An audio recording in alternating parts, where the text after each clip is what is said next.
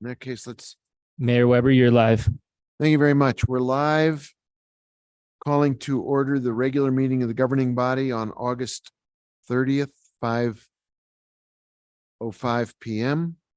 We'll begin with the Pledge of Allegiance led by Councilor Chavez, a salute to the New Mexico state flag led by Councilwoman Villarreal. And then we will have an invocation followed by remembrances led by Councilor Michael Garcia. So please stand.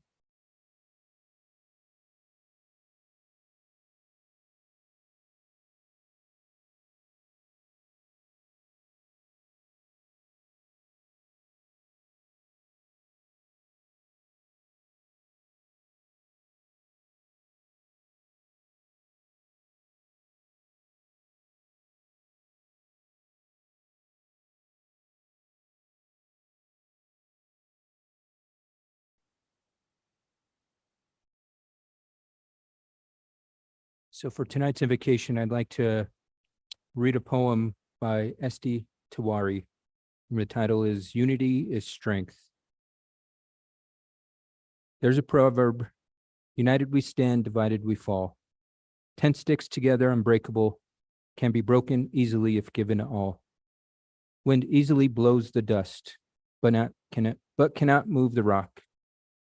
Birds trapped in net united, along with net flew the flock.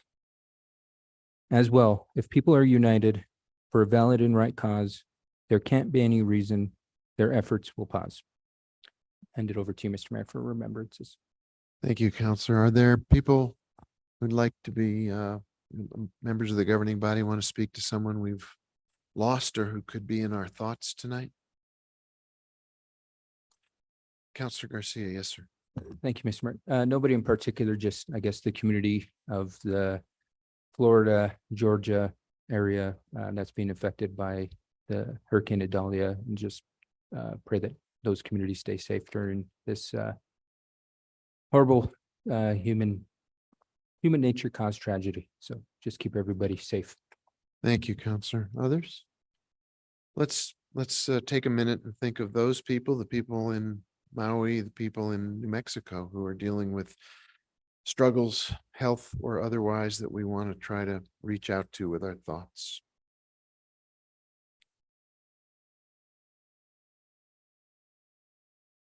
Thanks, everybody.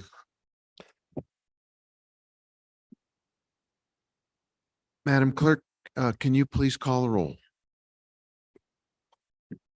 Yes, Mayor Weber, Present. Councillor Cassett. Here. Councillor Chavez. Here. Councillor Lee Garcia, Here. Councillor Michael Garcia, Present. Councillor Lindell, Councillor Rivera, Here. Councillor Marworth, Yes, here. Councilwoman Villarreal. Present. Mayor, you have a quorum. Thank you. Are there, Madam Clerk, changes to the agenda as it has been proposed? No, sir. No. Can I get a motion to approve the agenda? Is there a second? Second. Can you call the clerk, call the roll on that, please, Madam Clerk?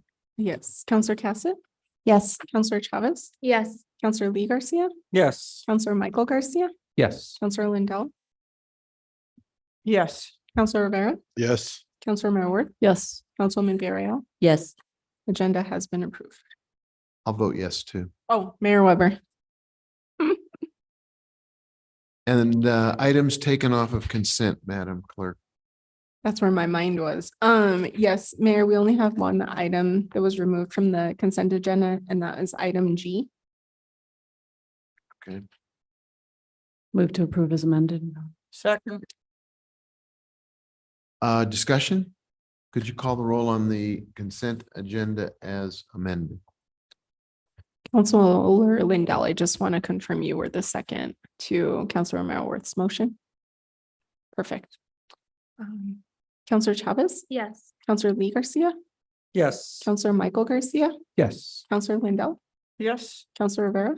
Yes. Councilor Marworth? Yes. Councilwoman Villarreal? Yes. Councilor Cassett? Yes. Mayor Weber? Yes, Motion has been approved. thank you. Take us then, Madam Clerk, to our first item on the agenda tonight. The first item on our agenda is a presentation. It's an audit update and overview by Emily Oster, our finance director. Thank you.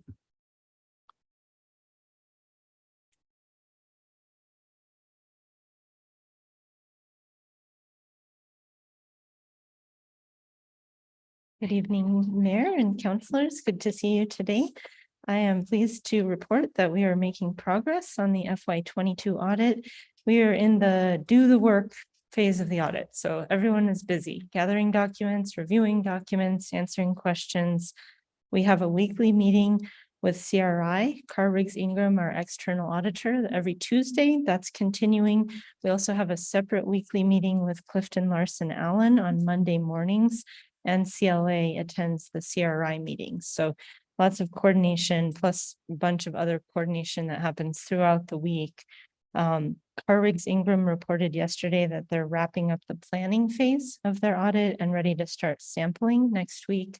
That's where they'll give us a list of transactions and ask us for the supporting documentation. And that's already started actually on some areas, but they're going to be doing more of that starting next week.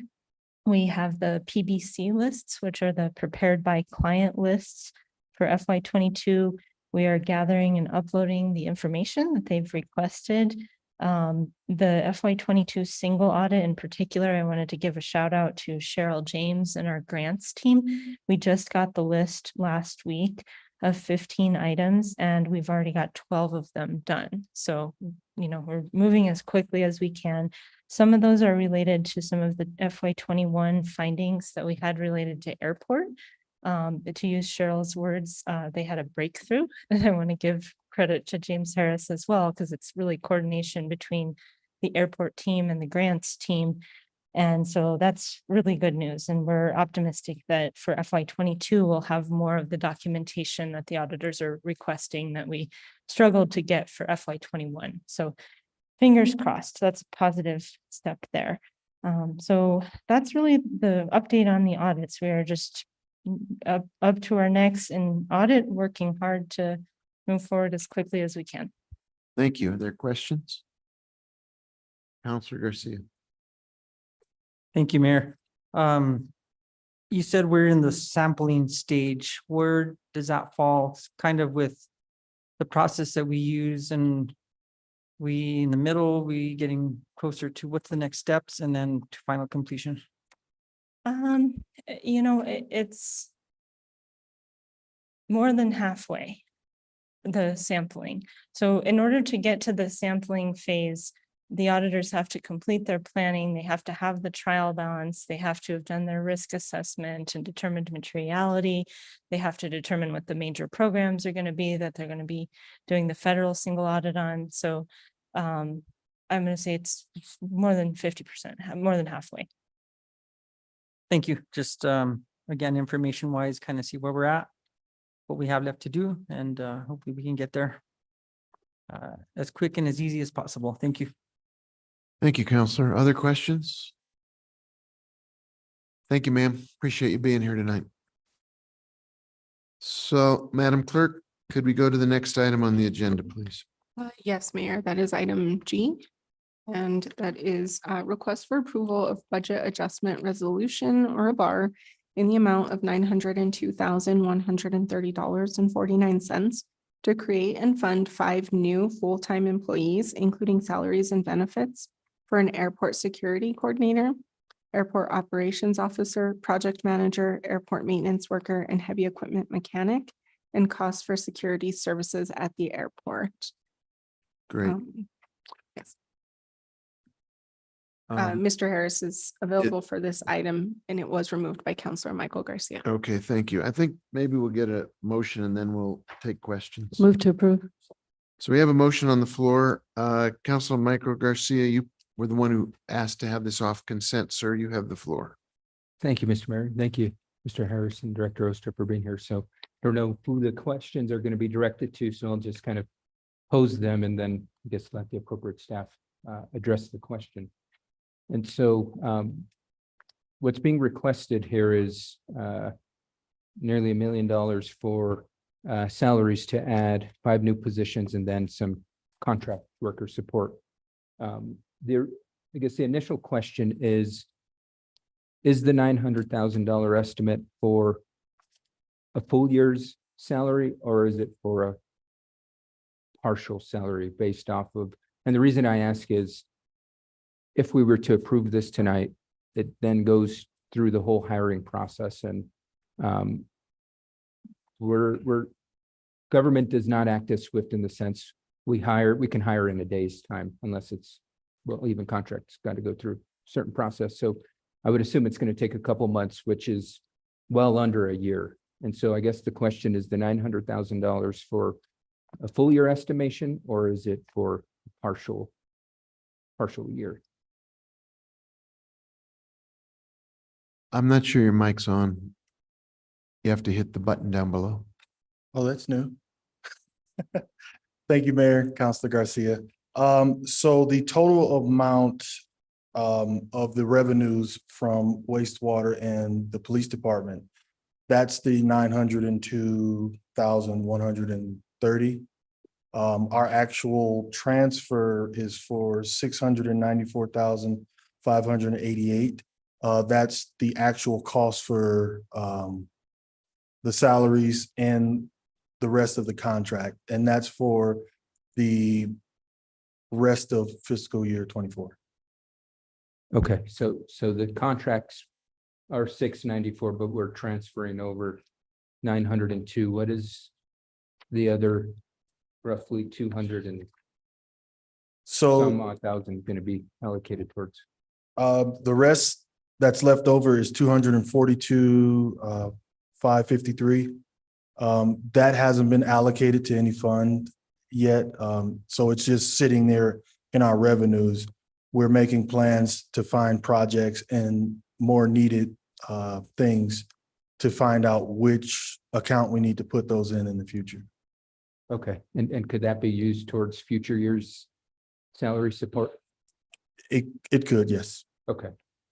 And the reason I ask is because this request is to bring on a cost that's going to be ongoing. I'm assuming these 5 positions aren't going to be 1 year. And so we're going to have to figure out budget wise how we accommodate these 5 positions in the future. And this 242,000 can go towards that, because I think just going off the numbers given, it's let's see, 426,000 of, I'm assuming it is going to be continuing ongoing annual salary for all these full-time positions. And then I was trying to understand what the contract work is, because it says $15,000. Well, it says security, but the cost, I must $15,000, and then it saying the $500,000 for the year. So is that $515,000 that these 2 support contracts will support, whether it's security and the shuttle drivers? That's what these 2 costs are for. Thank you, Mayor, Councilor Garcia. Are you talking about the security contract or the positions? Both. I mean, so I guess the question is, we've got the resources that we're getting from the land lease money, which is roughly that $902,000, which includes current year and back pay. That's only and go so far. And I guess my question is, as we begin to implement these permanent employees, as well as the contracts, how much are we going to need to ensure we allocate to continue these services? Thank you, Mayor, Councilor Garcia. So the revenues that we're getting from wastewater and PD, those will continue until 6 years from now. So we have 6 years of planning to continue on these positions. Right now, I'm working on our revenues. We're getting the airport surveyed to find out what our actual land costs, so we can update our leases to the new the lease parameters. And we're also working on a program that will automatically charge our landing fees and everything, because we're missing out on a lot of money every year because we can't track the aircraft. Okay, thank you. But I think that my question was a bit different, Mr. James. So I'm going to run through some numbers I have, and I guess correct me if I'm misunderstanding the numbers. We're going to begin to collect roughly $235,000 from the wastewater, $84,000 a year from police. So that roughly a total of $319,000 that's going to become revenue based off our land leases. So that's income. Now I'm thinking of what the output is going to be for the salaries. In the memo, it says $426,000, right? So I'm just doing some quick math. We take the revenue versus what our costs are, $426,000 are our costs, $319,000. Or 400, yeah, 426 is our cost, 319 is the revenue. That leaves us in a negative $107,000, which needs to be allocated in the next year's budget. The challenge I'm having is with the contracts. And so I guess the question is, are the cost of the contracts annually going to be $515,000? And the breakdown of that is $500,000 for security services, $15,000 for temporary drivers. Is that correct? Yes, Counselor Garcia. So 515, just doing some quick math, that's over $600,000 and costs we'll need to add to our budget next year to ensure these positions can be fulfilled. And so I guess that's the question, because I want to make sure as we move towards planning for fiscal year 25, we're well aware of what we're committing to with this contract. Thank you, Counselor Garcia. I think there's a mix-up of how this is going about. So the annual lease for wastewater is $235,314. They owe back rent in the amount of, it was a good amount. About $3.1 million. So, yeah. So the back pay is they had a decision if they could pay it all in one lump sum or spend it out through the next 6 years. So they decided to go to the next 6 years, which is $582,170.99 per year for the next 6 years. So next year's budget for our positions will be covered off of that back rent as well. So in 6 years, we would have developed enough revenue at the airport to cover those costs when we don't get that back pay from wastewater. Okay, and that's helpful to know. So is that the same agreement that was with police for the next 6 years? We'll get the back pay every year of $39,000. Yes. Okay, so for the next 6 years, we're going to have that income of $902,000. Yes. Okay, that helps because it then will cover the costs of these 5 positions. Perfect. Thank you, Mr. Harris. No other questions? Thank you, all I got, Mr. Counselor. Mayor. And Counselor Mayorworth, you have the floor. Thank you, Mayor. Can you help us understand, so why are we charging essentially rent to police and wastewater? Can you talk about the history about how we got here? Thank you, Mr. Mayor and Counselor Romero Worth. It's okay, you'll get used to it. Yeah. You'll So- trip over it a couple times and then you'll just sail. It'll be fine. So as an enterprise fund who accepts federal assistance, the airport follows our grant assurances and our revenue. The FAA has a revenue policy, a revenue use policy. Within our grant assurances, it says that we have to charge fair market value for non-aeronautical use, even when it's a department under the same city or county or state. So due to us being federally obligated, we have to charge this. So if we don't, they consider it revenue diversion. And then that's when the fines come and, we get in trouble. So the FAA is who's directing that we charge these rents. And it's creating for us a revenue windfall of sorts that we are now adding these 5 positions, which are pretty important. And maybe you could just briefly touch on what kind of capacity we are going to be getting at the airport with these 5 positions that are being funded by the revenue from those who are renting space at the airport. Thank you, Mayor and Counselor Romero Worth. See, you're better already. So let me, I think I need to go back and explain. The airport has been understaffed for a very long time. And the administrators that's been in charge of the airport prior to me did the best job they could with the positions they had.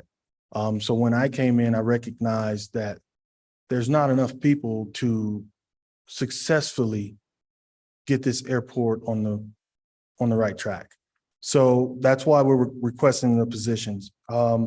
So the airport security coordinator, they will be in charge of security for the entire airport and keeping us compliant with TSA regulations. So the airport has what's known as the airport security plan, which is approved by TSA to make sure we're doing everything that TSA requires us to do, which is a long list of things. Currently, I'm the airport security coordinator for the airport, but it really takes one person with one job to make sure everything's going right. So I can continue doing it, but it's gonna take away from doing other things. So it's easier just to hire a dedicated airport security coordinator who handles the security contracts, anything to do with security on the airport. The airport operations officer, that's needed to keep us compliant with FAA regulations. That's an even bigger task than the TSA stuff. And they're basically responsible for safety on the airport. So runways, taxiways, ramps, making sure we don't have any incidents at the airport that is airport's fault. The project manager, so we have a project administrator, James Gardunia. He's working sun up to sundown. I mean, he's working. So I felt it better if we have we just build a project management department at the airport who would handle all of the airport contracts, projects, and, all the tasks that we have to call anybody from outside the city organization or within the city organization. It just makes everything go a lot smoother. The maintenance worker, we have two maintenance workers now. We're hiring on a third, and then we'll have one more open position. This is just another position to solidify our maintenance department because the airport's open 24/7. We have to make sure everything's working right. The lights at night, the airport beacon. We're in charge of maintaining the air traffic control tower. So they fix things up there, make sure traffic's getting in safely. And then is that it? Oh. Heavy equipment Heavy equipment mechanic. mechanic. So we have a lot of equipment from, your passenger vehicles to snow plows to, it just goes on. So like other departments, we were using the city's fleet department, but we need something on the airport for, let's say, snow ops when we have a tiny blizzard coming through and we got airplanes trying to land. We need to be able to clear those runways as fast as possible. And doing so, sometimes we overwork the equipment. They need, some maintenance, and we can't afford to wait on fleet to come in because they have the fleet on the streets that they have to maintain. So it's easier for us to have an in-house mechanic, just like fire and PD, to handle all the maintenance on all our heavy equipment in our ground vehicles. Right. So 5 critical positions really going to increase the capacity of the work that you are leading out at the airport. Yes, Council. So I just want to thank you for all the improvements that you're making and the ways that you're looking at it and, just being creative and really working on professionalizing our airport, bringing it up to a different level. So thank you. And thank you for answering my questions. Thank you. That's all I have, Counselor. Mayor. Counselor Lee Garcia. Thank you, Mr. Mayor. I think that just for clarification, we're looking at a budget adjustment resolution, which means bringing money from one department to another. Is that correct? For this specific item. Go ahead, Director Oster. Mr. Mayor and Councillor Garcia, that is correct. The budget adjustment is what's before you this evening. And you will see in that budget adjustment that it budgets expenditures for the the wastewater fund and the police department. And then it moves that over into land rental revenue in the airport. And then it budgets the salaries and contractual expenses on the airport side. So this is the payment of the lease from wastewater and PD to airport, and then the utilization of the funding in airport for the new positions. Thank you for that clarification. And again, I can see it as being monies moved almost from an entity within our own entity to sustain this. And so I look at it as just budget adjustments or moving money from one to the other. And yet, so I think it's important to understand that we forecast as my colleagues have brought forth in the conversation in regards to how are we going to look for funding for these positions in the future. And I don't know, I fly in and out of Santa Fe Airport quite often, and I like it. It's very convenient. But you see the activity, you see the people there, and it's grown quite considerably. And so, maybe speak just quickly to what you have in plans to put together some sort of a projection, or I guess you could say forecast, because the airport obviously does bring in an income through either from aircrafts that are coming in and out and so on and so forth, and how we look at future expenses being covered by actual income that's being generated by the airport. Thank you, Mayor and Councilor Garcia. Like I mentioned before, we're missing out on about 80% of revenue off of our landing fees and our parking fees. And that's just because we have no way of tracking it and we have no way of collecting it. So legal is looking over a contract with a company called Plane Pass, who automatically charges aircraft over 12.5 who land at the airport. And as soon as they go on the ramp, they're charged our ramp fee or our parking fee. So I had them put up an estimate based off of what we've done in a year. They can pull that off of ADSB data. And they found that we were missing out on close to $1 million in revenue just off landing and parking fees. So once legal finished looking over it and adding their stuff, I'll be able to bring it to governing body for approval for a 4-year agreement. So, I mean, there's revenue out there. We've missed out on tons of revenue. Our parking lot should be finished by the end of the year, and we'll be able to charge the automotive parking fees as well. We'll have an employee lot, which will have that revenue for employee parking. So there's plans to generate more revenue at the airport, including building hangars and sound stages for Netflix, maybe. Thank you for that explanation. And again, I just feel that going forward, it would be beneficial for us to look forecasting to the future as to how we create some sort of an income generating from this airport, because obviously when people use it, obviously, we have runways to upkeep, we have personnel to pay to work the airport, and kind of looking at it from that business perspective rather than pulling money from another department to fund things. And I think that's where our foresight should look towards, and mostly those are my comments. So thank you for the presentation. I do appreciate it. It's very exciting for our city and for our northern part of New Mexico to have this. Thanks. Thank you, Councilor. Councilor Rivera, you have the floor. Thank you, Mr. Mayor. Just wanted to let everyone know that the Airport Advisory Board has looked this over and are 100% in support of the plan to hire these individuals.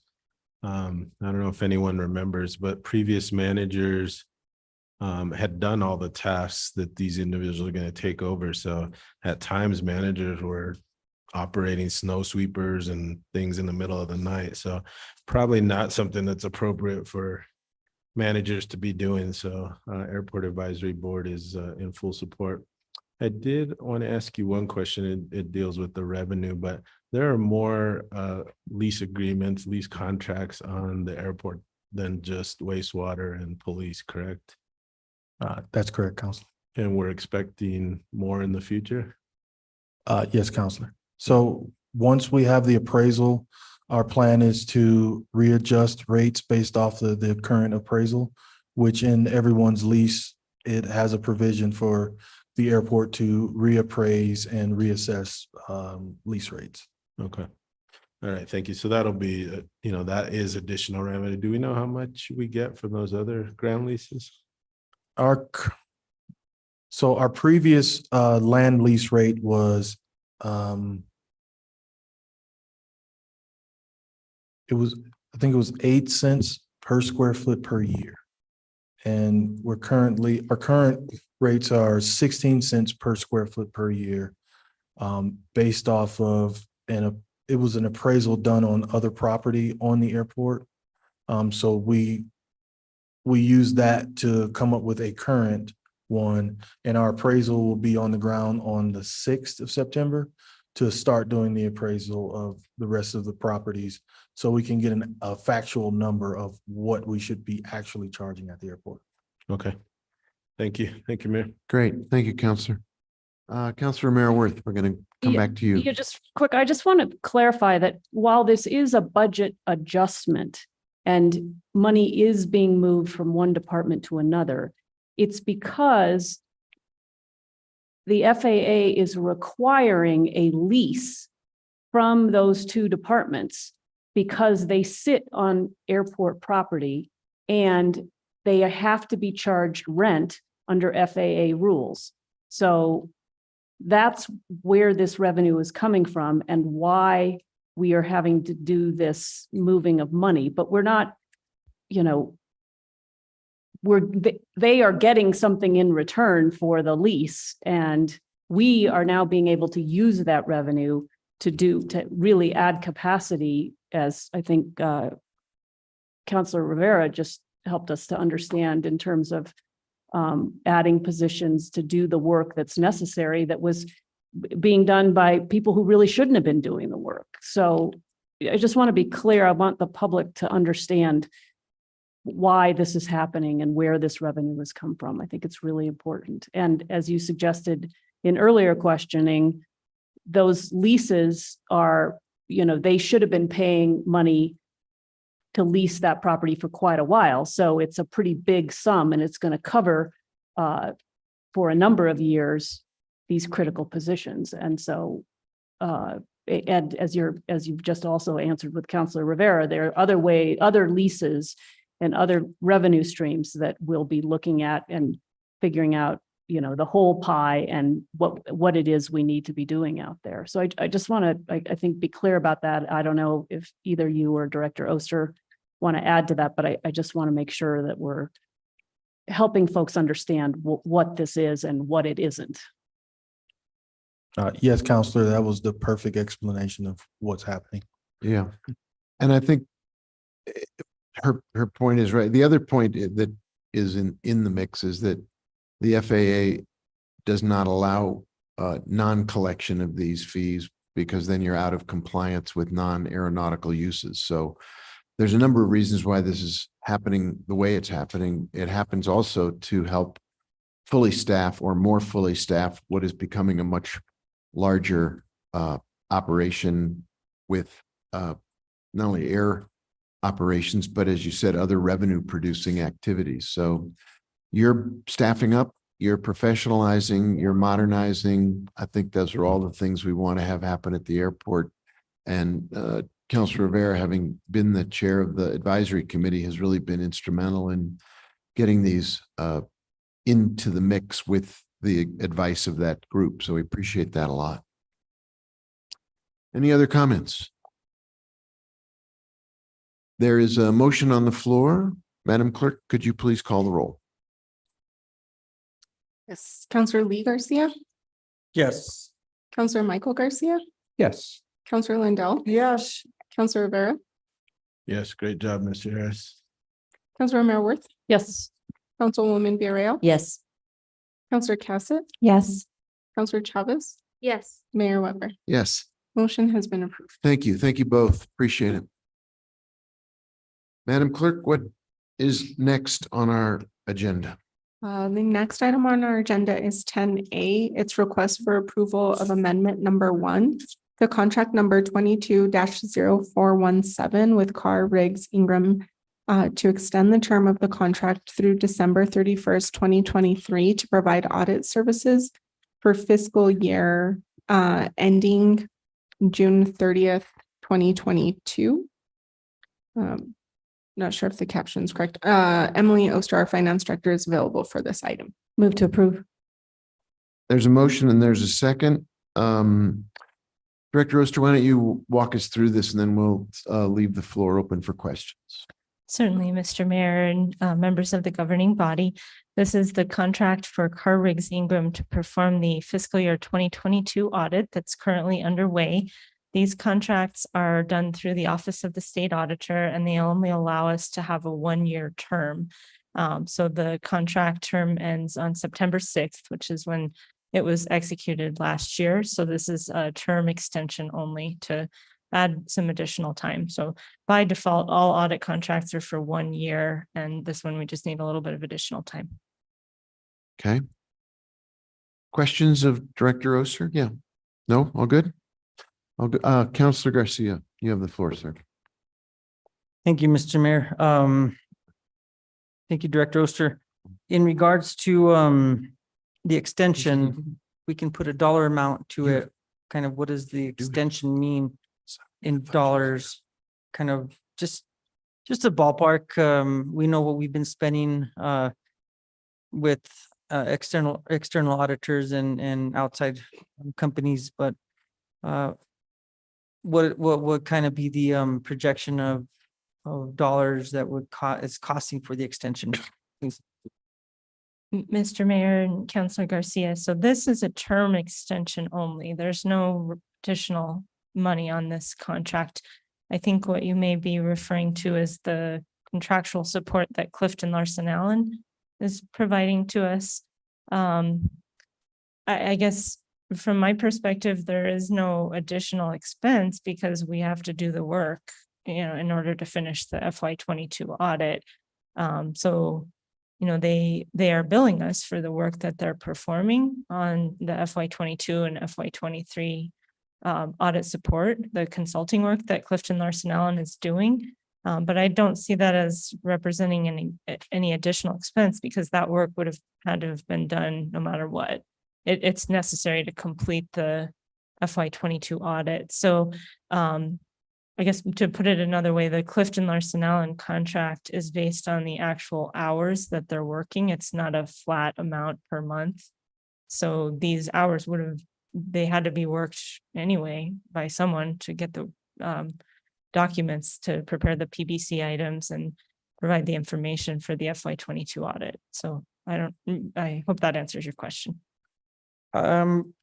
Somewhat. I still, when you talk about whether we do the work or somebody else does the work, it still costs us. So there could be a dollar amount kind of associated with that. And I think it would be great to kind of know what that is.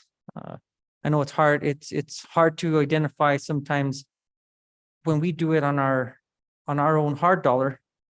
But when you're contracting out, you're obviously getting a bill for it. So it is a bill to us and it is a cost incurred. And so I just kind of would like to know that.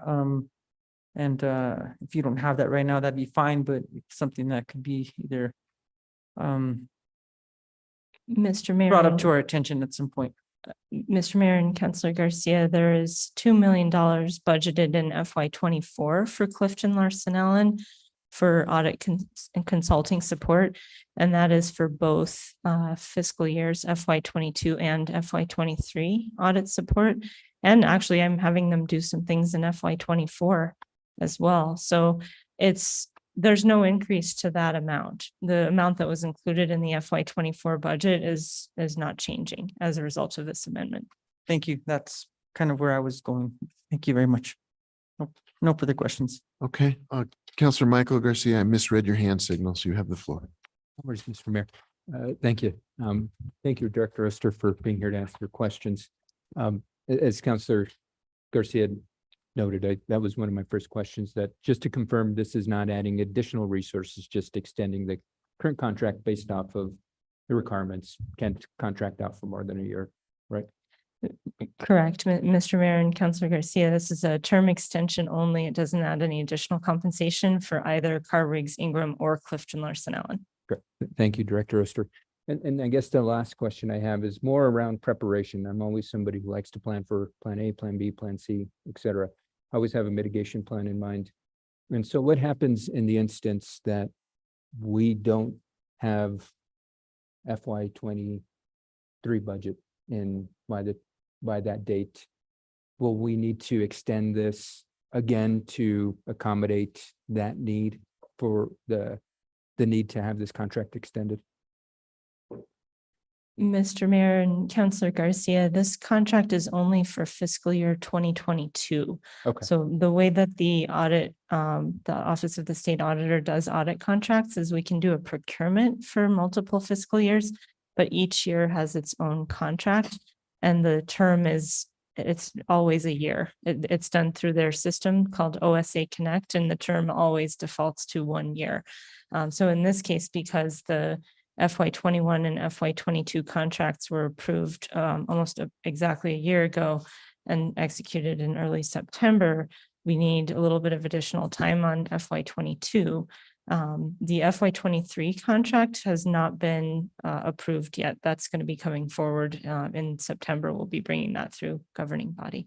okay, thank you. And I think there maybe was confusion in the earlier comments when you had said there was work being done on 23, 24, and it was probably CLA doing it, Clifton Larson Allen, not CRI. Mr. Mayor and Councilor Garcia, that's correct. Clifton Larson has a 4-year Yeah. contract because it's consulting. The audit contracts can only be for 1 year. Okay, thank you. That helps with clarifying. I appreciate the answers. No other questions, Mr. Mayor. Thank you. Counselor Cassett? Thank you so much, Mr. Mayor. I'm curious about the term to the end of the year. Can you speak to why that timeframe was did we get to choose a timeframe, or do they have a certain segment that we have to go on? Mr. Mayor and Councilor Cassett, we chose that time frame. I'm hoping that we won't need all of that time. But that was, the longest that I thought it could be. I expect it to be shorter. Okay. All right. Thank you. Other questions? Very good. Madam Clerk, do you want to call the roll? Yes, Counselor Michael Garcia, Yes. Counselor Lindell, Yes. Counselor Rivera, Yes. Counselor Marworth, Yes. Councilwoman Villarreal, Yes. Counselor Cassett, Yes. Counselor Chavez, Yes. Counselor Lee Garcia, Yes. Mayor Weber. Yes, Motion has been approved. thank you. Thank you, Director Oster. Could you take us to the next item, please, Madam Clerk? Yes, the next item is item 10B. It's request for approval of the New Mexico Department of Transportation Aviation Division Grant Agreement number S8F-24-01 in the amount of $4 million for terminal expansion and infrastructure improvements. Mr. James Harris, our airport manager, is available for this item. I also want to note that there's a request for approval of a budget amendment resolution in the total amount of $4 million to increase the WIP construction fund using NMDOT funding for terminal expansion and improvements. Move to approve. And that's going to, one motion for 2 items? Madam- Correct. Okay. So there's a motion on the floor to approve item B and B1. Mr. Harris, it's nice to see you again, sir. Do you want to walk us through what this is about and why it benefits the airport, please? Thank you, Mr. Mayor. So New Mexico State Aviation, they originally gave us a grant for $3 million for terminal project and infrastructure. So they came to me because I'd expressed that we needed a little bit more. So they came to me and they asked, what do you need the additional funds for? So we need to do an upgrade of the airport access control system, add more cameras and some general upkeep around the terminal. So they gave us an extra $1 million to get all that taken care of. So this is an update to the original 3 million. This is it's in addition to that amount. No, Mr. Mayor, it's a replacement. So instead of the $3 million, it's now $4 million. Thank you. Questions for Mr. Harris about the 4 million? Yes, City Manager Blair. Mr. Mayor, I just want to say how outstanding of a job Director Harris is doing at the airport right now. And I think the additional support being given to us by the state is a reflection of his reputation prior before he came to Santa Fe and the great work he's doing right now, bringing us into compliance, bringing creative solutions to generate more revenue. And I think a year or two from now, we're going to be looking at Santa Fe being awarded the best municipal airport in the state. So just wanted to say that. Thank you, sir. Thank you. Questions, comments? Madam Clerk, do you want to call the roll? Counselor Lindell, Yes. Counselor Rivera, Yes. Counselor Millward, Yes. Councilwoman Villarreal. Yes. Counselor Cassett, Yes. Counselor Chavez, Yes. Counselor Lee Garcia, Yes. Counselor Michael Garcia, Yes. Mayor Weber. Yes. Motion has been approved. Thank you, Mr. Harris. Madam Clerk, let's go to the next item, please. The next item on the agenda is matters from the city manager.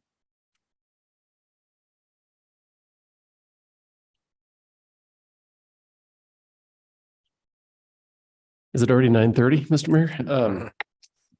It is somewhere. Don't get me started. All right. Thank you, Mr. Mayor, councilors. Good evening to all of you. Quickly, I will tell you, first of all, just a lot of thanks to all of the employees involved in what was a really successful Indian market. I know that we haven't met in a traditional regular meeting since Indian market, but between Indian market, Zozobra that's coming up and Fiestas, there's such a significant input of city employee time, effort, and work that goes into these events. I want to particularly point out for Zozobra, huge thanks clearly to Ray Sandoval and all the volunteers at Kiwanis for making this happen every year.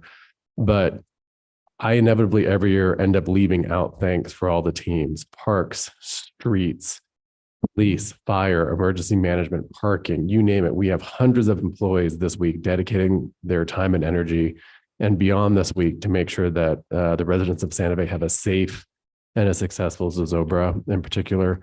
Same goes for next weekend with Fiestas happening as well. And so just please, I ask all of you to please extend your courtesy in the public, your grace and your kindness when you see a city employee over these next few weeks who are literally sweating their tails off trying to make the city of Santa Fe have the best events they can. Flagging for all of you as well, a reminder that the city will close early on Friday, September 8th in honor of Fiestas. And so all of our facilities will close at noon that day.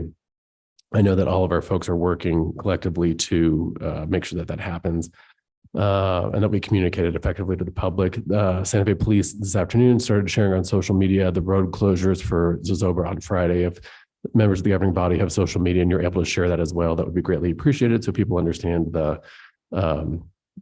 the great reasons why they shouldn't drive downtown on Friday afternoon and night.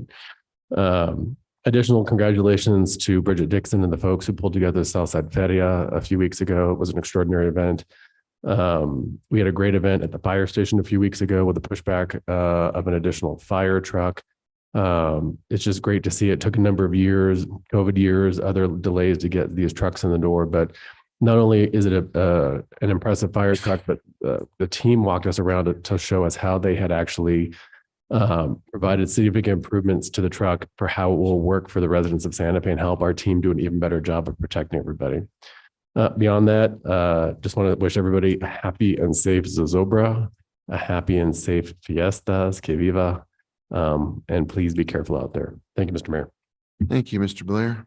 Madam Clerk, next item on the agenda, please. Matters from our city attorney. Good evening, Mayor Weber, councilors. I'll be quick tonight. We are doing interviews for administrative manager and policy analyst starting this week, and we're hoping to wrap those up by next week. And I do recommend that we go into executive session this evening in accordance with subparts 6 and 8 of the Open Meetings Act, section 1015(1), part H. And that's regarding the contents of proposals responsive to competitive solicitations for the development of certain portions of the Midtown property pursuant to the procurement code and in furtherance of contracts negotiations and discussion of property disposition for the same matter, specifically portions of the property on the Midtown campus located at 1600 St. Mike's Drive. Counselor Rivera, you going to make a motion, sir? Sure, I move that we enter an executive session pursuant to the Open Meetings Act, section 10-15-1H, subpart 6 for discussion of a competitive sealed proposal solicited pursuant to the City of Santa Fe Procurement Code. And also subpart 8 for discussion of the purchase, acquisition, or disposal of real property or water rights by the governing body. Second. There's a motion and a second. Madam Clerk, could you call the roll? Counselor Rivera, Yes. Councilor Worth, Yes. Councilwoman Villarreal, Yes. Counselor Cassett, Yes. Counselor Chavez, Yes. Counselor Lee Garcia, Yes. Counselor Michael Garcia, Yes. Counselor Lindell, Mayor Weber. Yes. Motion has been approved. So for those of you who are here or who are watching and listening, we're going to go into executive session. We'll be back as soon as we can finish this business. Thanks, everybody.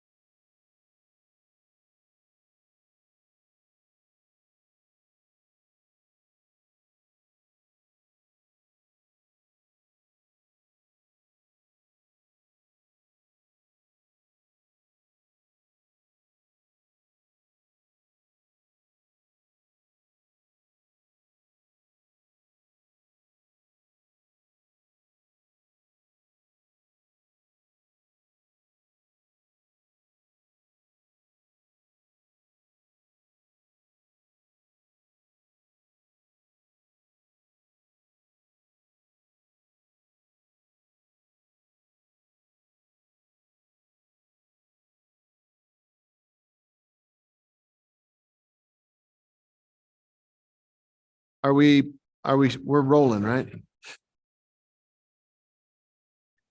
Yes, Mr. Mayor, we're live. We're good. Thank you very much. We're missing Jamie. Okay. I hear you. All right, where are we? You back? Good. Okay, Madam Clerk, we're back in order. Counselor Rivera, can I prevail upon you for a motion, sir? Sure. I move that the governing body reconvene in open session and state for the record that the matters discussed in the closed session were limited to those specified in the motion for closure. Second. Discussion? Madam Clerk, can you call the roll? Yes, Counselor Romero Worth, Yes. Councilwoman Villarreal, Yes. Counselor Cassett, Yes. Counselor Chavez, Yes. Counselor Lee Garcia, Yes. Counselor Michael Garcia, Yes. Counselor Lindell, Yes. Counselor Rivera, Yes. Mayor Weber. Yes. Motion has been approved. So we're back from the executive session. We are past due on the petitions from the floor, but we do have one action item from the executive session. I'd propose we take that up and then go to petitions from the floor, if that's okay with the group. So, Madam Clerk, can you read item 13? I believe it's 13A for us. Yes, item 13A is request for approval to enter into an exclusive negotiation agreement between the city of Santa Fe and the Santa Fe Art Institute for the purpose of performing due diligence activities and negotiating terms for land and building disposition and redevelopment of the Midtown Visual Arts Center pursuant to the city's request for proposal number 23/17/P. Move to approve. Is there a second? Second. There's a motion, there's a second. Is there discussion? Counselor Lindell, No, we can vote. you're good. Any other discussion? Madam Clerk, can you call the roll? Yes, sir. Councilwoman Villarreal, Yes. Counselor Cassett, Yes. Counselor Chavez, Yes. Counselor Lee Garcia, No. Counselor Michael Garcia, Yes. Counselor Lindell, I'm going to abstain and I'd like to explain my vote. Counselor Rivera, Yes. Counselor Romero Worth, Yes. Mayor Weber. Yes. Motion has been approved. Counselor Lindell, you have the floor. Thank you, Mayor. A couple of things that I would say is, I'm not comfortable with the access that the council had to the documents. I don't feel like, counselors were able to read the proposal. And secondly, I'm very, very concerned about the financial capabilities and some of the budgets that are presented. So, without saying absolute no, I'm also not able to say yes to this. Thank you, Mayor. Thank you, Counselor. I would entertain a motion to amend the order of business so that we move now to petitions from the floor and So then moved. after Second. that, go back to the regular order. The motion was made and seconded. Thank you. Madam Clerk, can you call the roll on changing the order of business to take up petitions from the floor next? Yes, Counselor Cassett, Yes. Counselor Chavez, Yes. Counselor Lee Garcia, Yes. Counselor Michael Garcia, Yes. Counselor Lindell, Yes. Counselor Rivera, Yes. Counselor Romero Worth, Yes. Councilwoman Villarreal, Yes. Mayor Weber. Yes. Motion has been approved. Great, thank you. So if anyone is here tonight to speak to something that is not a public hearing, and if you look at our agenda, the public hearing items are clearly marked. But if there's something you want to speak to that is not on the public hearing agenda, and you're in our room here in the council chambers, please line up and we will go first for the people in the room and then we'll go to people on Zoom. And everybody gets 2 minutes.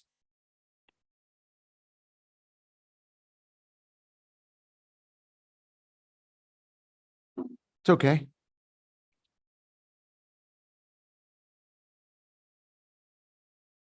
Make sure the mic is activated and give us your name and then the city clerk will run the clock. Good evening. My name is Rose Angela. I live on the south side at the end of Airport Road.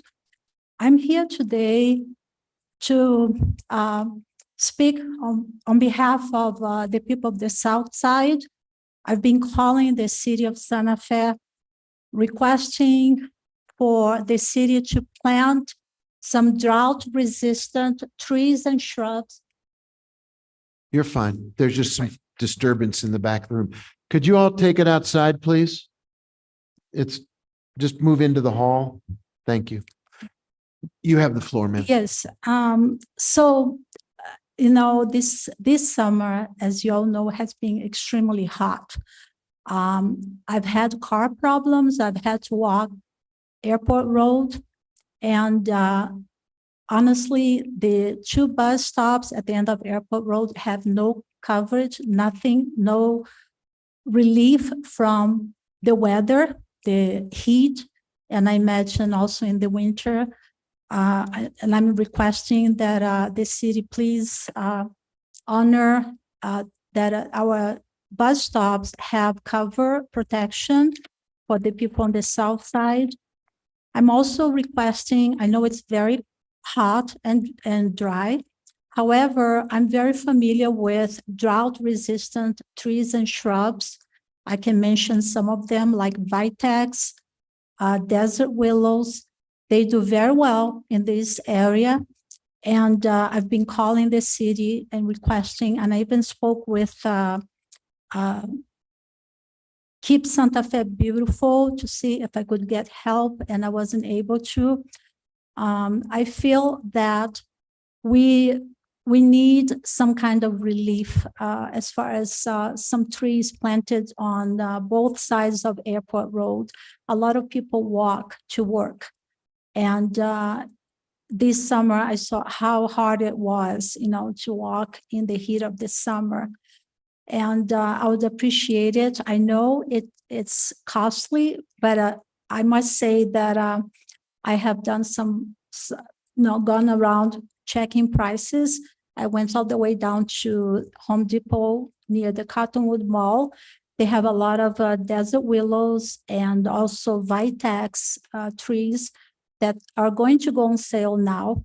I don't believe the city would spend more than $1,000 and I would probably ask the city workers to help plant them.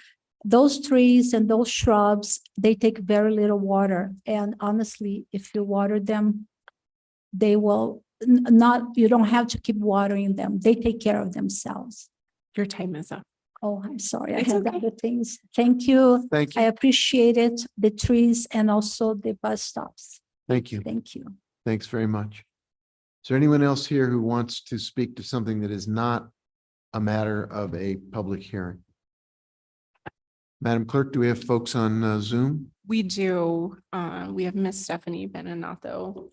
And Mayor, I just want to make a quick announcement. If anyone is watching on YouTube and was having trouble accessing Zoom, we did recompile the agenda and updated the links for that. So if anyone would like to participate or was watching on Zoom and would like to call in for public comment, either for petitions from the floor or cases moving forward, just please refresh your agenda. You should have access. So with that, Miss Stephanie Beninato. Stephanie Beninato, can you hear me? Yes. Yes. Yes, thank you. And thanks, Christine, for addressing that problem. It was really frustrating to have the wrong link up online for a long time and actually refreshing. And I hope this comment doesn't take away from my time. I just wanted to point out to you, I did send you again the proposal I have for correcting the discussion part of the appeal ordinance that does not meet due process requirements. This isn't something that somebody has to work on. It's just a question of having it introduced. So the idea that it's been sitting somewhere, either city attorney's office or somebody else's office without moving forward, and yet you're all committed to due process. I don't know. It doesn't seem like anyone really is. As far as the cannabis appeal, I feel that you are wasting our resources because I looked at the packet and the person definitely had representation through a legal firm. And he was told really the ordinances and why it was disapproved. And that was disapproved because the BOA doesn't actually have legal authority to grant a variance based on density. And apparently special use, that was a density question.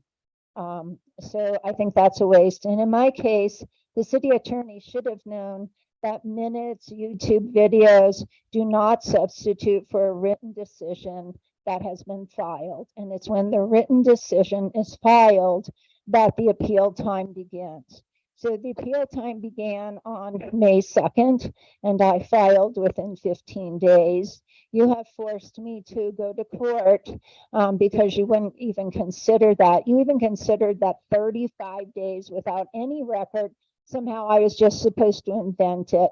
But there's so much case law that actually says, and statutory law concerning appeals, that says administrative bodies are the ones who have to say what the decision was, what the findings of were, and what evidence was used to support the findings. And if that doesn't happen, there's not a final decision that can be appealed.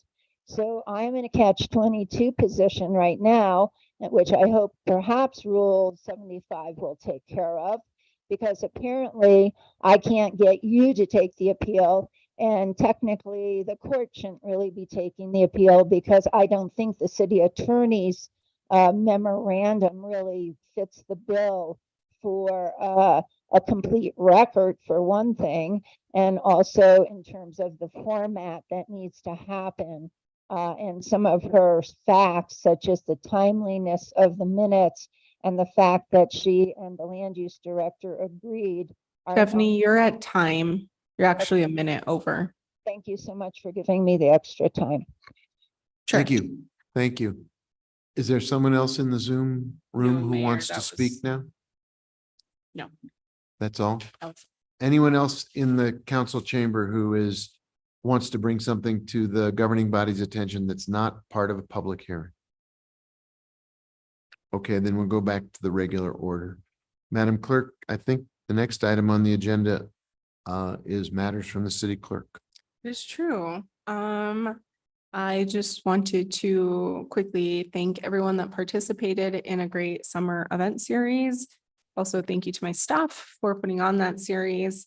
I also wanted to mention, just as a fun fact, our Facebook reach over the last 2 weeks was over 35,000 people, which is really great. We've really worked to standardize content and very proud of the quality of content that is being produced. And lastly, I wanted to quickly mention a save the date for 2 upcoming events. One is the 9/11 Memorial Service, which will be held at Station 1 on Monday, 9/11, starting at 9 a.m. And the second event I would like to just quickly note is the opening of the Teen Center, which will be held on 9/22 and 9/23 with additional information to come. Thank you. Communications from the governing body. Councilor Lee Garcia, do you have communications for us, sir? Thank you, Mr. Mayor. I want to thank Rosangela for coming out tonight. I appreciate feedback that you bring and questions to us. And would invite more of the community to come out to do that. It's great to hear from you guys. I also just from my perspective, want to wish everybody a safe couple of weeks with Zozobra and Fiesta Mariachi. I mean, this time is very festive and very nice. And thank you.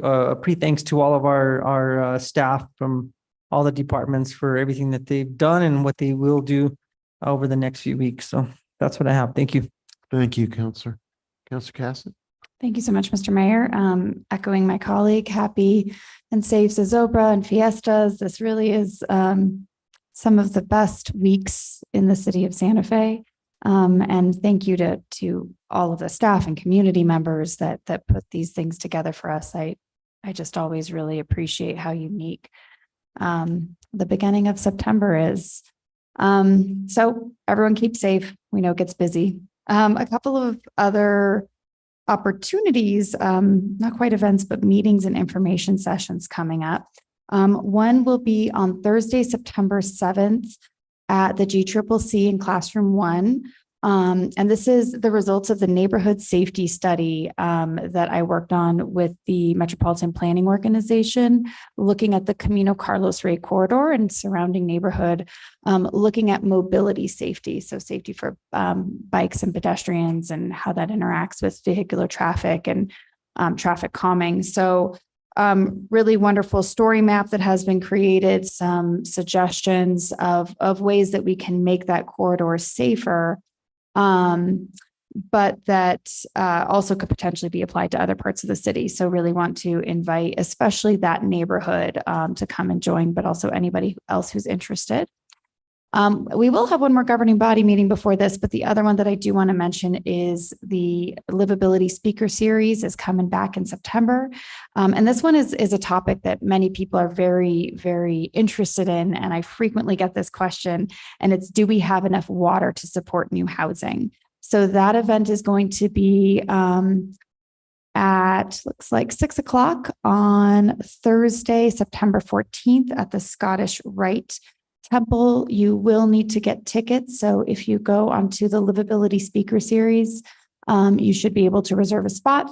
If there are no more tickets available, it should be live streamed. And I believe that we will have Director Roach, we will have Congresswoman Melanie Stansberry, and who else are we having? And Andrew Ergman will also be there to speak to this topic. And I think that's all I have for today. Thank you so much. Thank you. Councilor Merwin. Thank you, Mayor. Happy Fiestas, happy Zozobra, and thank you, Councilor Cassett, for mentioning the livability series. I think it is an important topic, and I have seen the slide presentation. We've been talking about how that's all going to roll out, and I think there's a lot of important information that will be great for the community. Want to mention, since we're talking about water, the Water Conservation Committee is looking for members. If you are interested, you should contact Christine Chavez, who's our Water Conservation Manager. Her email is cychavez@santafenm.gov and send a letter of interest. And that's all I have. Thank you, Mayor. Thank you. Councilor Lindell. Thank you, Mayor. I just want to thank the Kiwanis and Ray Sandoval for the magnificent effort that they put into Zozobra every year. It's a huge undertaking. They're volunteers. It's astounding the amount of time that they put into this project. And I got a few things that I'm gonna be putting into Zozobra to burn up this year. So see you. No, it is not too late, friends. Make sure that you get your gloom written down and get it into Zozobra, because we're gonna burn them. Thank you. Thank you, Councilwoman Villarreal, you have the floor. Thank you, Mayor. Just wanted to reiterate what all my colleagues are saying, just important times, especially Labor Day, the importance of Labor Day and why we are afforded the rights we have is essentially from labor unions and people that fought hard for us to have the rights that we have. So just want to uplift Labor Day, burn him is all I'll say for Friday.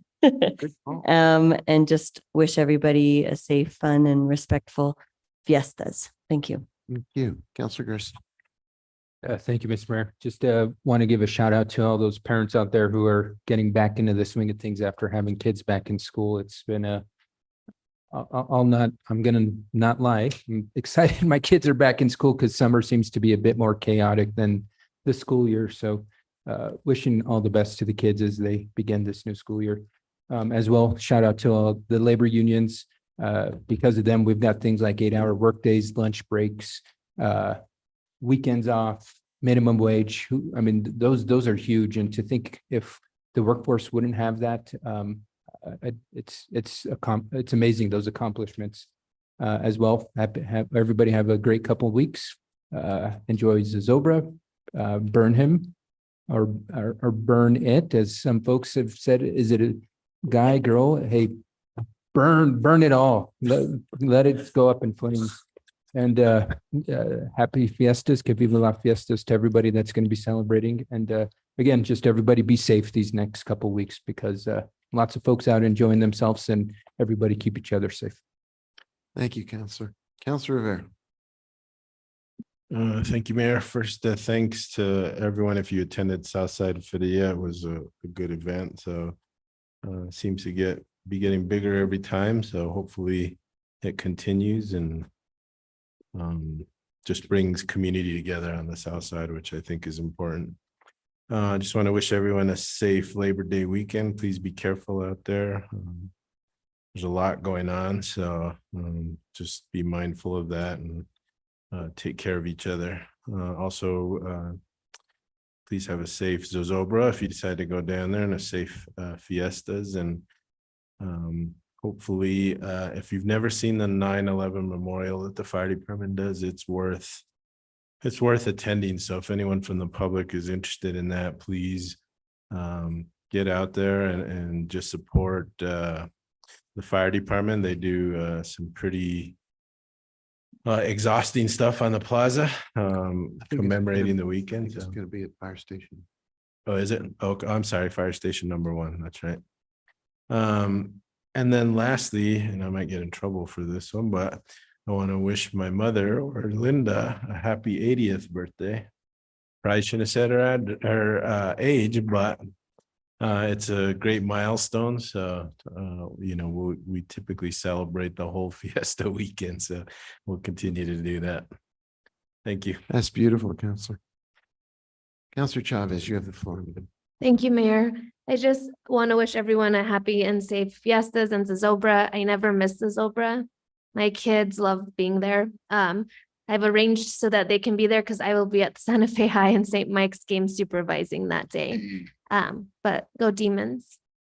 Thank you. I thought there was going to be more, like a cheer or something, but okay, we get it. Yeah, okay. I thought it was a suggestion, not a requirement. Madam City Attorney, are we allowed to take wagers on the game? Ooh, side action. I have a few things to share. You guys have touched on a lot of great points for this summer. We had an amazing Indian market. Congratulations to Swaya, great Spanish market. The opera wrapped up an amazing season where they got written about in the New Yorker magazine and a full page in the New York Times. I'm sure that Zozobra will be safe and great. I think Fiesta is going to be awesome. We'll move into wine and chili. The list just keeps going on with Santa Fe's culture and art and fun, which is probably the reason we were listed number 7 on Lonely Planet's list of the best places to visit in the United States.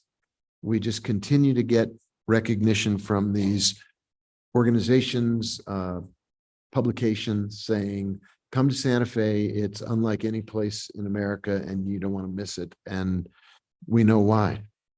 We do have an amazing community. Mariachi Extravaganza is on Saturday night out at the Opera. Don't miss that. As has been noted, Monday, September 4th is Labor Day. As Councilor Garcia said, if you like weekends, thank labor unions. If you like the middle class, say thank you to organized labor. It's a celebration of one of the great movements in American history, which is to recognize the dignity and the importance of working women and working men across the country.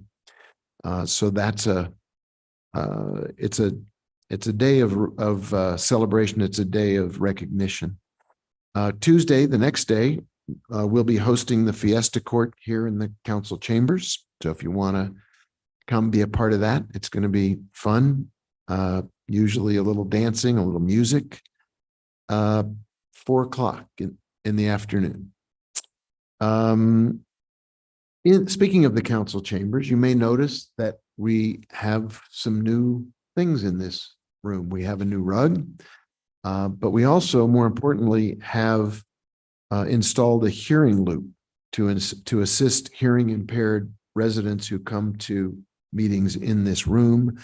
And the new carpet was installed over that hearing loop. So thanks to facilities, thanks to the IT team for the upgrade and the recognition that we really do want folks to be able to hear and participate in council chamber events. It's a big deal.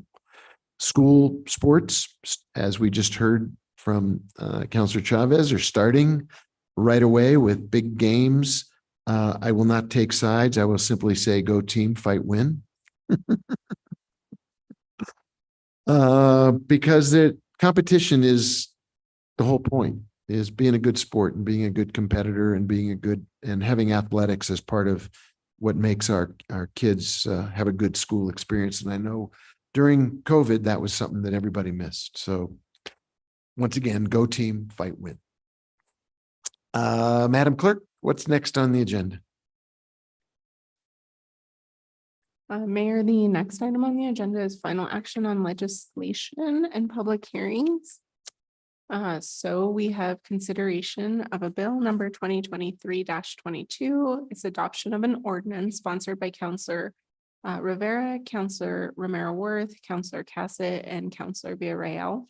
It's a bill amending SFCC 1987, section 12-3.9 to ban the sale and use of certain fireworks during severe drought conditions. Okay, this is a public hearing. I think, do the sponsors want to speak to it before we entertain public comment, just to lay the groundwork for what this ordinance will do? Councilor Rivera, they're pointing at you, Councilor Rivera. I think it has to do with your service as the fire chief. Yeah, I think, this gives us the ability to do what's right during drought conditions. And, we all see the number of fireworks that go on even when things are dry. So it gives us the ability to take that into consideration and do what we need to so that hopefully our city remains safe. Thank Good. you. So I think what I'll do now is entertain public comment, whether it's from somebody in our chamber or on Zoom who would like to speak to this matter. If you want to take up your position on this ordinance, now would be the time to come up to the podium and speak to this bill. Or if you're on Zoom, Madam Clerk, there may be somebody there who wants to speak. No? No takers? Going once, going twice? Is there a motion from the council? Second. There's a motion on the floor to approve this ordinance. Is there discussion from the governing body? Councilor Lindell. Very briefly, Mayor, because this didn't come to finance, this is the first time that I've seen it. And I just want to thank the counselors that worked on this. It's necessary, it's overdue, and it really is for the good of the city. So thank you very much for working on this. Thank you, Councilor. Others? Madam Clerk, we have a motion and a second. Could you please call the roll? Yes, Councilor Chavez, Yes. Councilor Lee Garcia, Yes. Councilor Michael Garcia, Yes. Councilor Lindell, Yes. Councilor Rivera, Yes. Councilor Romero Worth, Yes. Councilor Villarreal, Yes. Councilor Cassett, Yes. Mayor Weber. Yes, Motion has been approved. thank you. Can you take us to the next item, which is also a public hearing? That's correct. We have another public hearing tonight. This is on consideration of bill number 2023-24. It's adoption of an ordinance sponsored by Councilor Lindell, Councilor Cassett, and Councilor Michael Garcia. It's a bill amending SFCC 1987, section 23-5.1 to include a definition for unicycles, amending the Uniform Traffic Ordinance, also known as the UTO, Exhibit A to Chapter 24 by creating a new section 12-1-86.5 to add a definition for unicycle and electric unicycle, amending section 12-1-40 to exclude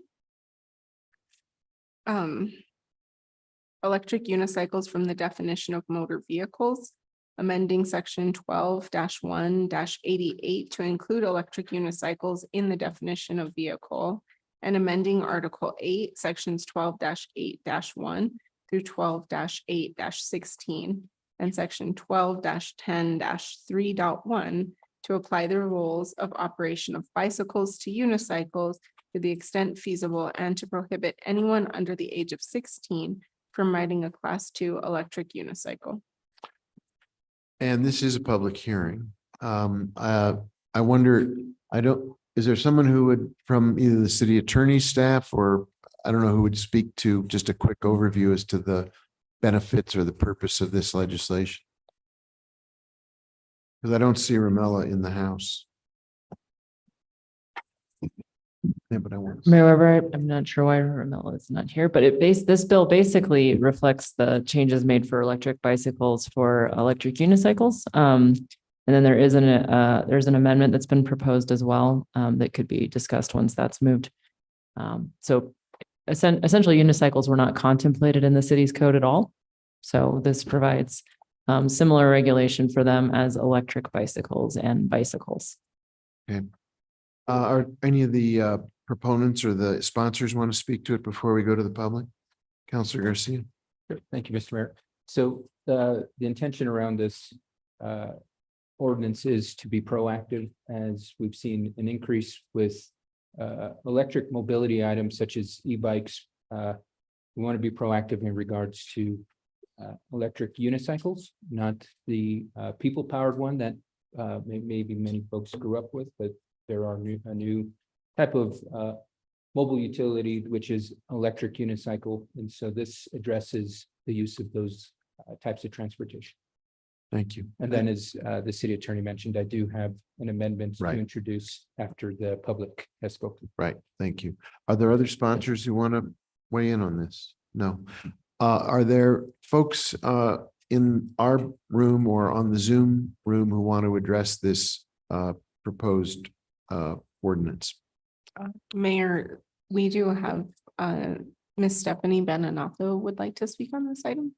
Okay, I think she has the floor for 2 minutes. Ms. Beninato. Thank you. Excuse me.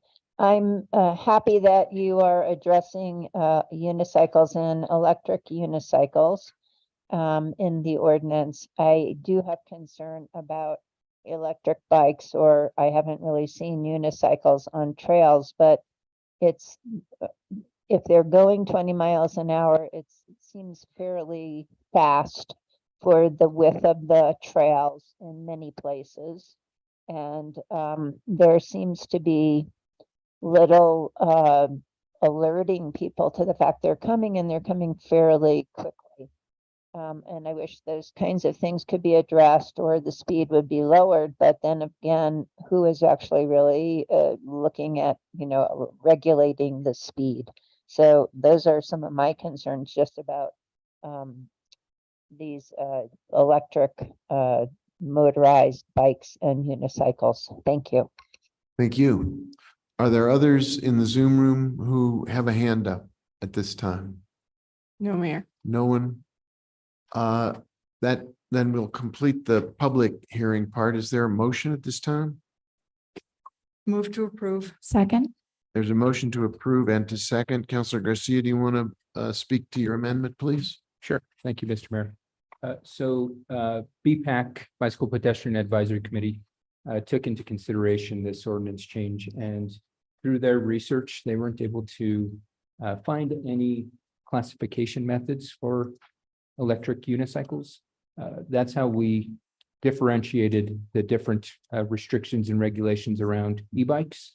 And so with that, their recommendation was to strike any language that classifies e-unicycles. It doesn't prohibit, and all it does is kind of take away the classification. It still allows for electric unicycles to be regulated in the majority of the way that e-bikes are. So, but then I can explain it.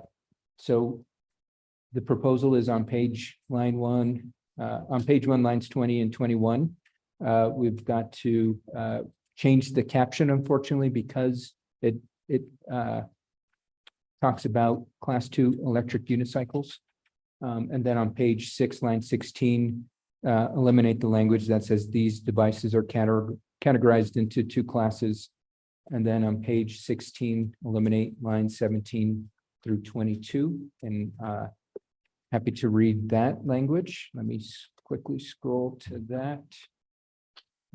And so it is requesting to strike the definition of class 1 and class 2 electric unicycles.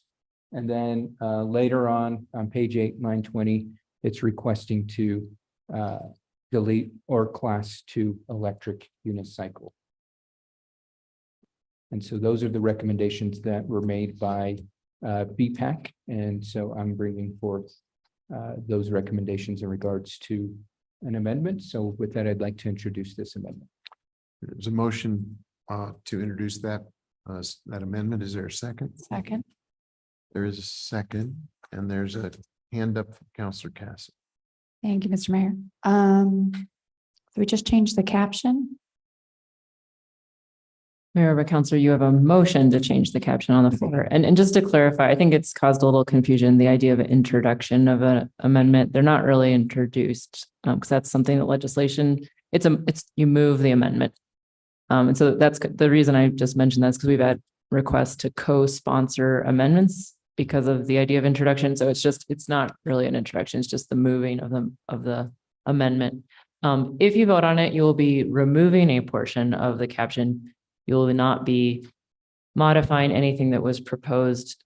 You will be modifying what's proposed, but you'll be lessening the proposed regulation.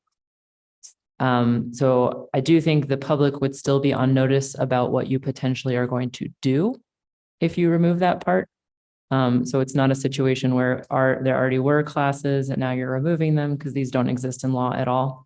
It was entirely new language, a new regulation. So it's just not doing part of the law if you decide to pass it tonight. So I think you are okay in this circumstance.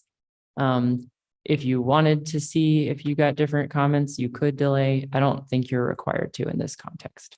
Thank you for the clarification. Other questions about the amendment? Other comments from the sponsors? Yes, Counselor Garcia. We're still at the amendment. Comments about the amendment? Can you call the roll on the amendment then, Madam Clerk? Only if I can say amendment one more time. Counselor Michael Garcia, Yes. Counselor Lindell, Yes. Counselor Rivera, Yes. Counselor Merworth, Yes. Councilwoman Villarreal, Yes. Counselor Cassett, Yes. Counselor Chavez. Yes. Counselor Lee Garcia, Yes. Mayor Weber. Yes. The amendment has been approved. Okay, and now we have the main motion as amended. Is there discussion about the main motion as amended? Counselor Garcia. Thank you, Mr. Mayor. I think I'd just like to comment on the public comment that was made earlier, and the ordinance does address speed. And so we did take that into consideration when we were working on the e-bike bill. So it's included in this that there are restrictions against a certain amount of speed, including in this ordinance. Thank Thank Mr. you. Mayor. Other comments? Counselor Lee Garcia. Thank you, Mayor. I think that just a little clarification for people that don't know what a unicycle is. And I mean, is it more like a skateboard, those skateboards that have the big wheels? I mean, I see electric bikes, but not many unicycles out there that are doing 30 miles an hour. So just a little clarification on that. I think that's fun. You want to speak to who wants to speak to that? Counselor You're Lindell? asking what these look like, Counselor? They're Absolutely. they're like the size of approximately a bicycle wheel, and they have a foot stand on each side, and people with way better balance than I have ride them, and they use them as actually transportation. I see a fair I see some people hop off the rail runner with them and scoot off to their office on a pretty regular basis. Thank you for the clarification. Exactly what I was thinking. It kind of, to me, looks like a skateboard with a big wheel in the middle. But they call it a big wheel and I want one, to be honest with you. I want one. Anyway, If you're listening, we now know what Councilor Lee Garcia wants for his birthday. thank you very much. That's all I had. Other questions about this motion as amended? Councilor Lindell, anything? No, you're good. Other sponsors, all good? Thank you, sir. Madam Clerk, could you please call the roll? Yes, Counselor Lindell, or I'm sorry, Counselor Lee Garcia, Yes. Counselor Michael Garcia, Yes. Counselor Lindell, Yes. Counselor Rivera, Yes. Counselor Romero Worth, Yes. Councilwoman Villarreal, Yes. Counselor Casa, Yes. Counselor Chavez. Yes. And Mayor Weber. Yes, Motion has been approved. thank you. Can you take us to the next item then, please? Yes, the next You item. probably need the mic a little closer to Oh, your. sorry about that. The next item, we're moving on to public hearings, the specific to land use cases. We have item 20A. It's case 2023-006552 HDRB for 135 Grant Avenue. Hugo Uribaran, agent for the O'Keefe Research Center. Owners propose to replace non-historic doors with aluminum storefront doors on a significant structure. The Briere House, the applicant requests a style exception to 14-5.2D 5AI, windows, doors, and architectural features. And let me run over the process before we begin. This is a process where we have to abide by a specific set of guidelines. So if any members of the governing body have now the reason to disclose pre-hearing communications that would require them or prevent them from rendering a fair and impartial decision, now would be the time to recuse yourself. We'll next, when we begin, we'll start with the staff report from land use, hear from the applicant or the applicant's agent, go to a sworn public comment, entertain questions from the governing body of staff or witnesses or members of the public. When we have completed the process of the public hearing, we'll close it and then entertain questions or entertain a motion, discuss the motion and get to a vote. So we'll begin then, if there are no recusals, with staff report, please. Mayor Weber, I would just like, my name is Heather Lamboy from Planning, and I would just like to make a quick introduction. We have two senior planners who have not presented to the governing body yet, but you may recognize a face or two. So Ramon Sarazon joined us. He's a registered architect. He's going to be the first person presenting, and he's been presenting to the H board for quite some while now, approximately a year. And then Lanny McCauley, who is a 14-year or over 14-year veteran with the city's land use department and has been moving up, is a senior planner with the Historic Preservation Division and is a great leader and trainer. And then finally, Gary Mokino is our new Historic Preservation Division manager. He's been with the city for 18 and a half years and has a wide breadth of knowledge, not only in administering the Historic Districts Ordinance, but also with the different cultures of Santa Fe, and previously worked for Tesuque Pueblo. So that's all. I just wanted to introduce these folks. Thank you for that.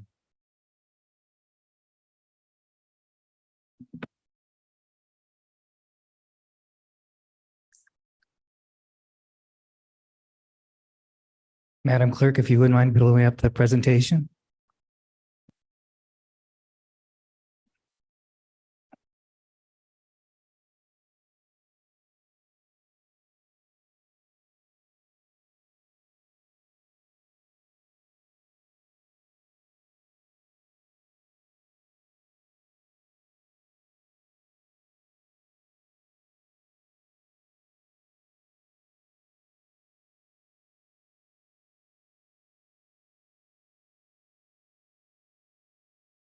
We dropped it off via a thumb drive.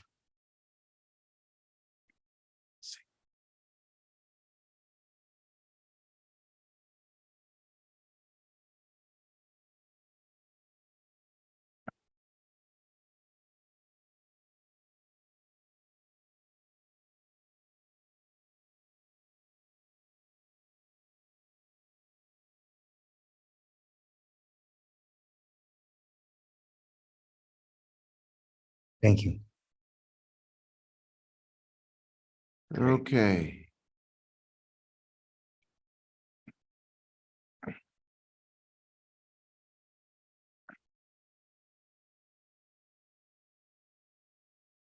Ready to go? Good evening, Mr. Mayor and members of the governing body. This is case 2023-0552. 135 Grant currently houses the Georgie O'Keeffe Research Center and is listed as significant to the downtown and east side historic district. 135 Grant, or the Bergier House, was constructed by the U.S. Army in the early 1870s as part of the Fort Marcy Military Reservation in Santa Fe. The building was one of 6 adobe houses constructed for commissioned officers and their families. Only 135 Grant and a second one at 116 Lincoln Avenue have survived. Next slide, please. Familiar to us all is the location of 135 Grant. This slide indicates it outlined in red. Next slide, please. The owners proposed to replace non-historic doors with aluminum storefront doors. The red arrows indicate the location of these doors. Neither are visible from Grant Avenue. Next slide, please.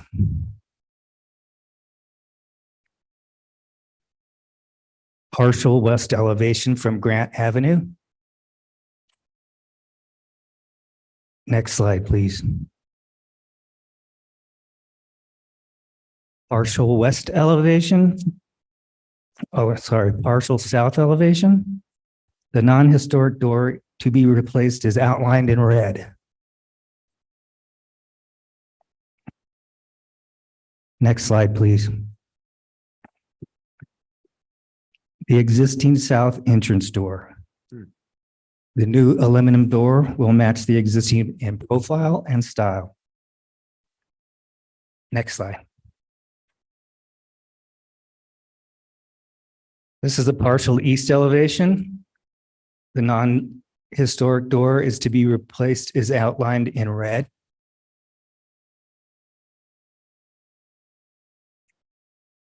Next slide, please. The existing east door, again, will match the existing profile and style. Next slide. The applicant now requests a style exception to the HDRB for 14-5.2D5AI, window, doors, and architectural features. Next slide, please. At the May 23rd H Board hearing, the board granted the exception requested in the application. Next slide. Now the Historic Districts Review Board recommends approval to the governing body of the exception request for the door replacements. One motion will be required for this case to either approve or deny the request for an exception to permit the replacement. With that, I stand for questions.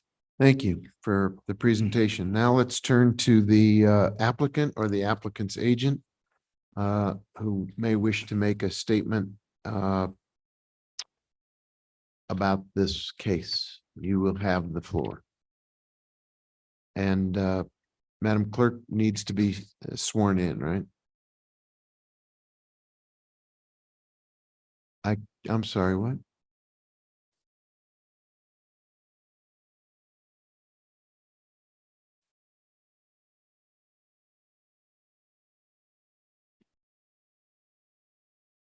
Are both of you going to be speaking at some point?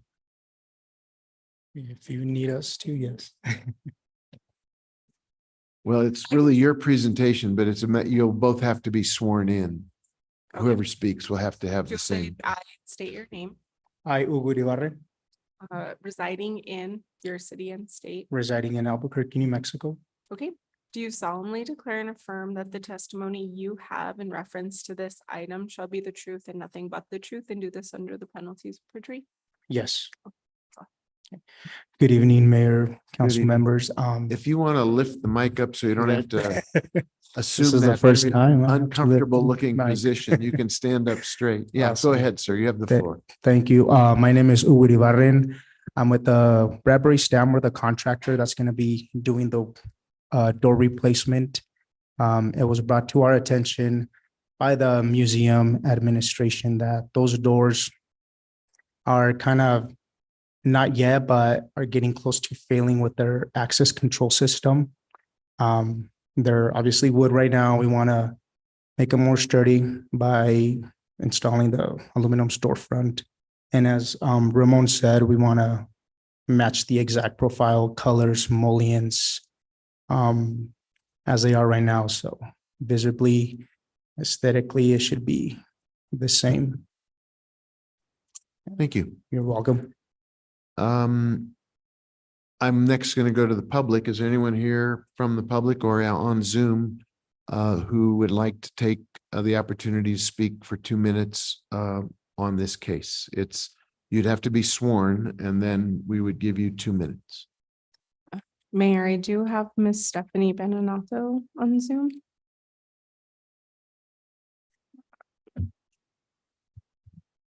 Get my timer ready. Okay, Stephanie, if you'll give me 1 second and I will swear you in. If you could please state your name Stephanie Beninato. and then you're residing in with your city and state. I reside in Santa Fe, New Mexico.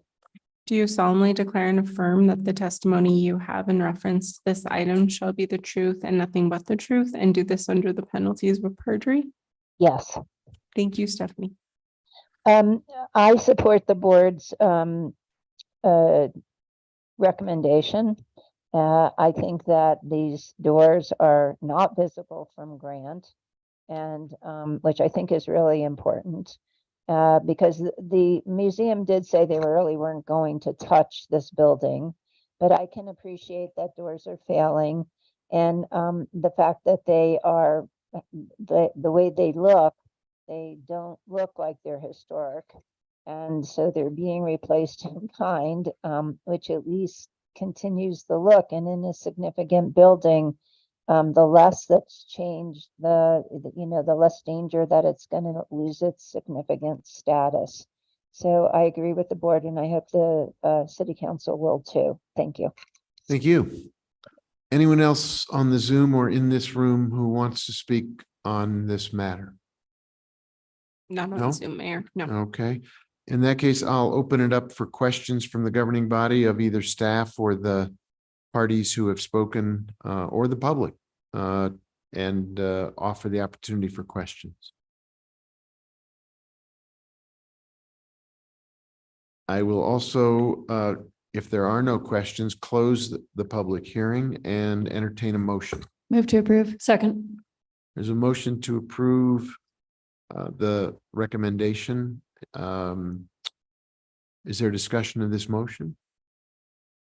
Madam Clerk, can you call the roll? Yes, Counselor Lindell, Yes. Counselor Rivera, Yes. Counselor Marwood, Yes. Councilwoman Villarreal, Yes. Counselor Cassett, Yes. Counselor Chavez, Yes. Counselor Lee Garcia, Yes. Counselor Michael Garcia, Yes. Mayor Weber. Yes, Motion has been approved. thank you. Thank you for being here. Thank you. Appreciate you. Madam Thank you. Clerk, do you want to take us to the next item on the agenda? Yes, the next item is case number 2023-00685 HDRB. It's for 1233 Cerro Gordo Road, Downtown and East Side Historic District, non-contributing. Positive Energy Solar, agent for William Earl, owner, proposes to install a publicly visible rooftop solar array.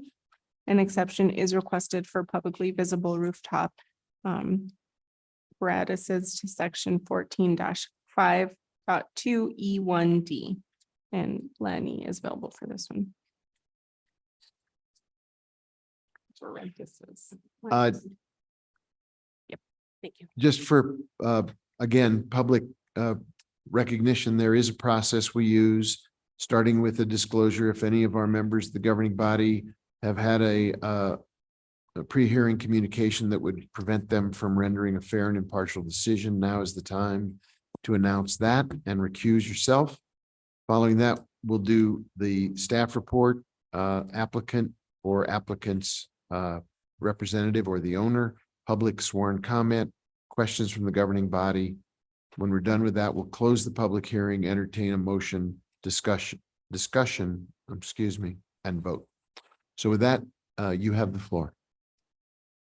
Is there a slide presentation to look at? You're looking at the screen and it's blank. She's working. It's Mayor with the technology issues or creativity in the chambers. Give me one sec. I am doing screen sharing for everyone.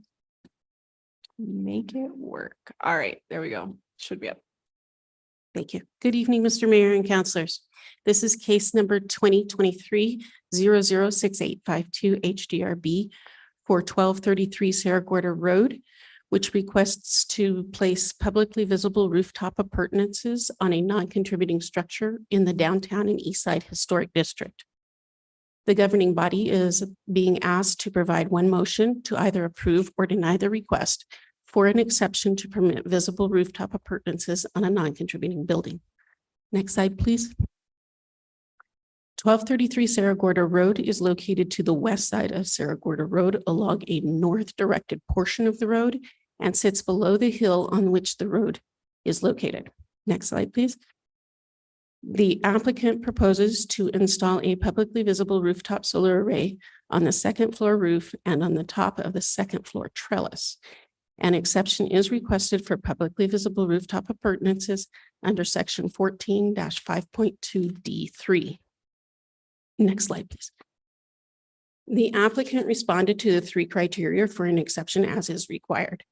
Staff and the Historic Districts Review Board agree with the applicant's responses to the criteria. The exception criteria discuss the topography of Cerro Gordo Road in this area and that the residence is located below the road by greater than 20 feet, which places the roof of the two-story residence at street level. Next slide, please. The applicant discussed other options for the placement of the solar array, such as ground-mounted solar, raising parapets, and even reducing the number of panels. However, the applicant found that these options were not viable solutions since the lot is narrow and shaded by the slope of the street, structures, and trees. The Historic Districts Review Board agreed with the applicant regarding these options. Next slide, please. The applicant is proposing the panels at pitches of 7 to 10% in order to minimize visibility from the street while providing the necessary energy for the residents. Next slide, please. The Historic Districts Review Board agrees that the character of this section of Cerro Gordo Road includes visible rooftop appurtenances due to the topography of the road, and that the topography of Cerro Gordo Road creates a difficulty with many properties to avoid visible rooftop appurtenances. They also agree that the design and layout of the solar array minimizes the public visibility of the solar array, and that the property is below grade and well shaded by the slope of the road, the vegetation, and varying heights of the structures, which limits the locations of viable solar collection. The Historic Districts Review Board also acknowledges that both the state of New Mexico and the city of Santa Fe have expressed carbon neutrality goals and initiatives. Next slide, please. Therefore, the Historic Districts Review Board recommends approval to the governing body of the exception request for visible rooftop appurtenances in the downtown and east side historic district for 1233 Cerro Gordo Road in case 2023-006852 HDRB. Thank you. Thank you.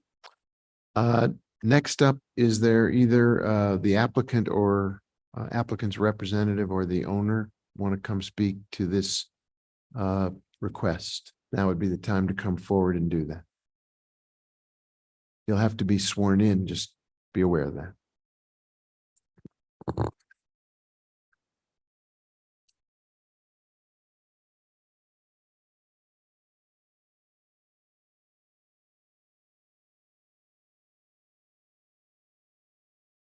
Ramon Rivera, Rio Rancho, New Mexico.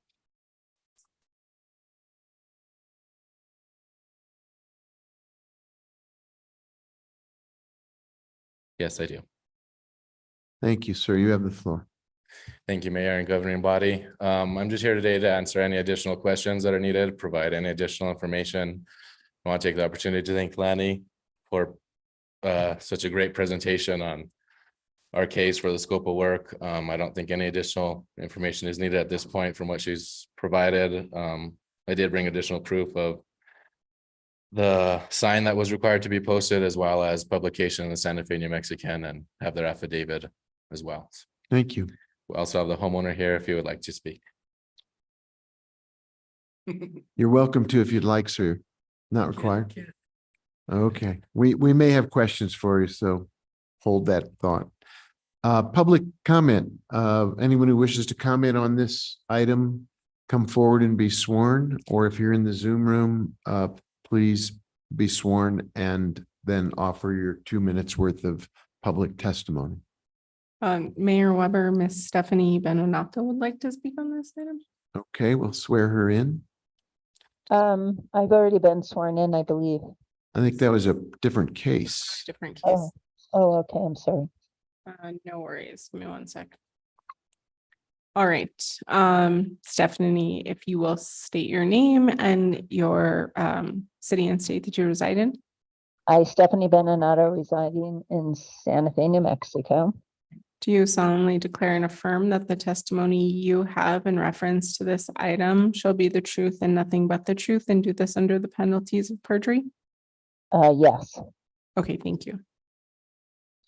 I actually designed and built the original structure at 1233 Cerro Gordo.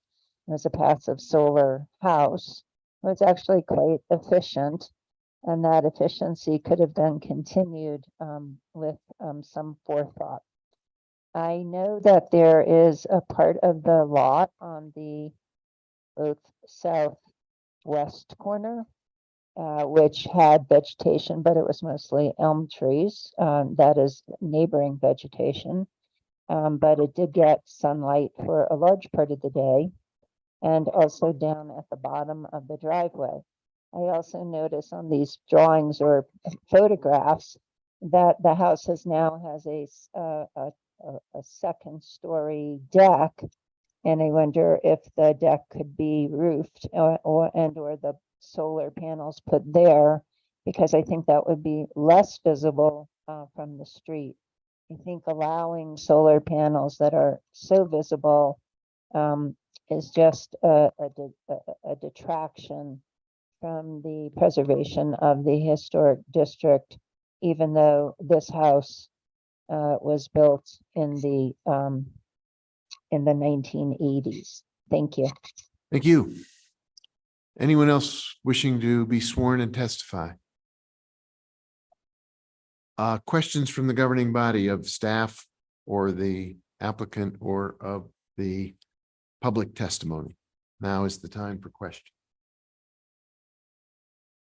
If there are no questions, I will close the public hearing and I will entertain a motion. Move to approve. Second.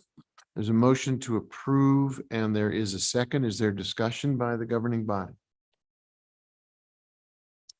Madam Clerk, would you please call the roll on the motion? Yes, Councilor Rivera, Yes. Councilor Merworth, Yes. Councilwoman Villarreal. Yes. Councilor Cassett. Yes. Councilor Chavez. Yes. Councilor Lee Garcia. Yes. Councilor Michael Garcia. Yes. Councilor Lindell. Yes. Mayor Weber. Yes. Motion has been approved. Thank you, everybody. Thanks for sticking with us. The third item tonight, Madam Clerk, would you read that? Yes, Mayor, it's for item C, case 2022-006059-HDRB. It's for 513 Canyon Road, Downtown and East Side Historic District.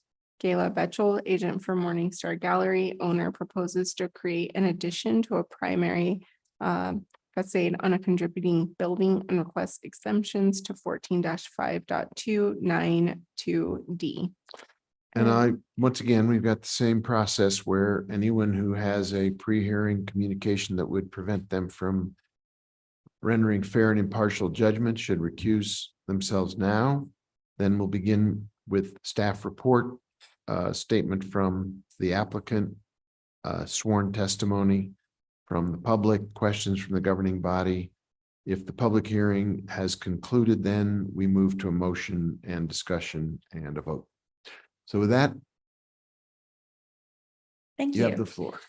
Good evening, Mayor Weber and members of the governing body. The subject site is known as the Morningstar Gallery. And I'm sorry, I'm launching in thinking I have my laptop, but I don't. Do you have my PowerPoint available? I do. Give me 1 second.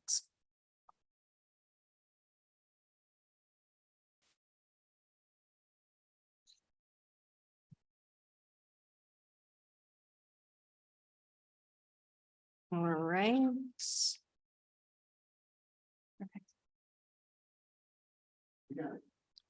Here we go. There's the presentation, ready to go. All right, please proceed to the next slide. The site is located to the east of Delgado Street, the Delgado Street and Canyon Road intersection. And its current use is as a gallery. You can see that there's a mix of residential uses as well as commercial uses surrounding the site. Next slide, please. A little bit background on the building itself. The oldest portion, which is sort of that front portion where the first picture was shown on the 1912 King's map, and it's highlighted in red. There's a red circle around it. You can see the rest of the lot was pretty much the same size, except it was previously undeveloped. There are additions to the north that were done as the family grew over time. In 1928, a second story was added in the 1950s, as well as that western portion or western wing of the building, creating that L shape. That was all done in the 1950s. And there was additional remodeling in 1984. The subject of what we're going to be talking about tonight is an addition that is part of that non-historic, well, it is historic, but less historic wing to the west. Next slide, please. So the applicant is proposing to construct a 16-foot high, 1,075 square foot addition, well, actually 2 additions on the west elevation. The 435 square portal is also proposed on the south elevation, so that faces Canyon Road. There will be replacement of non-historic windows with divided light aluminum clad windows that conform with downtown and east side historic district standards, and also the installation of downcast lighting. Next slide, please. So the applicant went to the Historic Districts Review Board twice. The first time was on December 13, 2022. And the board at that time had concerns with the design of the portal being too similar of that of the historic building. And you can see on the right-hand side, there's sort of those battered wall appearance for the supports of the portal, and that was being replicated, and the HDRB wanted to be able to speak to the evolution and history of the structure. Next slide, please. So the updated design is illustrated here, and the portal was reduced in size, as well as some of the windows were also reduced in size to be characteristic of the building and that very historic portion of the building that was built prior to 1912. And the portal design itself was changed not to mimic the older portal on that southwest elevation. And the massing is lower than what was previously proposed. And if you go to the next slide, please. These are the renderings of the property that illustrates the before and after. So you can see on the before on the upper left, is the visible facade from Canyon Road, with the addition on the lower portion of that, with the additions as well as with that portal. And then there's a different view as well as if you were standing on the west side of the property. Next slide, please. So the applicant is requesting an exception to section 14-5.2 D2D of the code. And this is to allow for that addition that is within 10 feet of a primary facade. The primary facades are outlined in that original historic building, the first building that was built. And there's a proposed infill on that western side that will be less than 10 feet away from that primary facade. So that is the reason that this exception is being requested. And the HDRB found that the proposal does not damage the character of the district. It causes no injury to the public welfare, and ADA access will be maintained, and provides a full range of design options for the continued preservation of and use of the building. Next slide, please. And so therefore, the Historic Districts Review Board found that all design and exception criteria have been met and recommends approval to the governing body of this project. There is only one motion that is required in this case. And that concludes staff presentation. Thank you. Let's hear from the applicant. You need to be sworn and then you'll have the floor.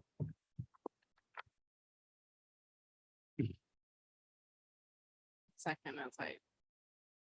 Out of everything.